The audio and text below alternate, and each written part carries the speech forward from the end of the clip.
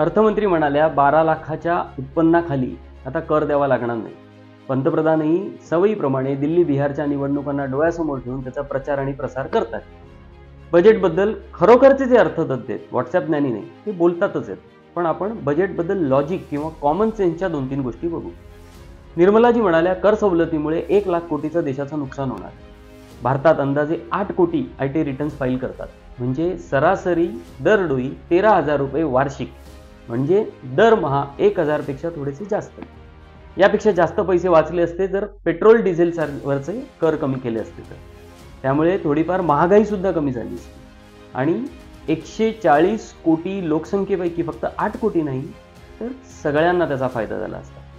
पण ते नाही करणार, कारण मग आपण काहीतरी मेहरबानी करतोय असा आव कसा आणता येईल.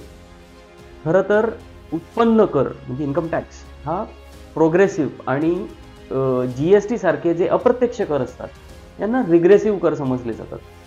GST किंवा इतर सर्वसामान्यांवर असणारे कर कसे जास्त आहेत असं म्हटलं की सरकारचरणी समर्थक म्हणतात, मग देश चालवायचा आहे, धान्य वाटप करायचं आहे, रस्ते बांधायचे तर टॅक्स पाहिजे ना. पण जर देश चालवण्यासाठी टॅक्स पाहिजे तर मग सरकारने कॉर्पोरेटचा टॅक्स 30% 22% का केला.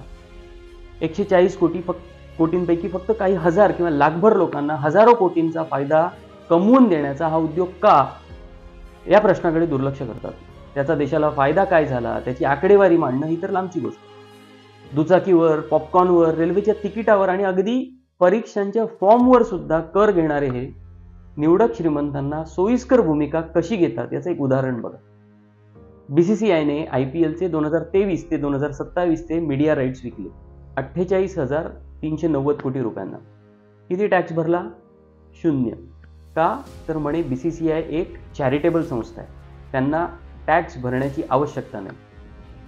पण तुम्ही परीक्षांच्या फॉर्म्सवर, हेल्थ इन्शुरन्सवर GST भरा, तेही इन्कम टॅक्सच्या ब्रॅकेटमध्ये असाल तर तो टॅक्स भरून. ते प्रोपोगंडा, द्वेष पसरवणाऱ्या फिल्म्स टॅक्स फ्री करतील, पण तुम्ही शिक्षणाच्या साहित्यावर सुद्धा टॅक्स भरा. अदानीने एअरपोर्ट विकत घेतलं तर त्याच्यावर टॅक्स भरावा त्याला लागला नाही. अख्खा 20 प्रकल्प टॅक्स फ्री झोन केला. पण तुम्ही रेल्वेच्या तिकिटावर, जीवनावश्यक वस्तू आणि सेवांवर सुद्धा कर भरा. उत्पन्नाच्या श्रेणीत तळाला असणारे अंदाजे 60-65% नागरिक ज्यांना 5 किलो धान्य मिळतं ते सुद्धा अंदाजे 64% अप्रत्यक्ष कर भरतात. मिडल क्लास 33% कर भरते. आणि A1 A2 किंवा देशातील श्रीमंत 10% ज्यांचे देशातील 77% संपत्तीवर नियंत्रण आहे ते फक्त 3 ते 4% कर भरतात. तुम्ही कर भरा, वेळेत बिलं भरा, टोल भरा, पण रस्ते खराब का, ट्रॅफिक का, सार्वजनिक व्यवस्था, आरोग्य व्यवस्था, शिक्षण व्यवस्था, प्रदूषण, वीज, पाणी, नोकऱ्या वगैरे सारखे प्रश्न विचारून बघा. जमतंय तर विचार करा यावर.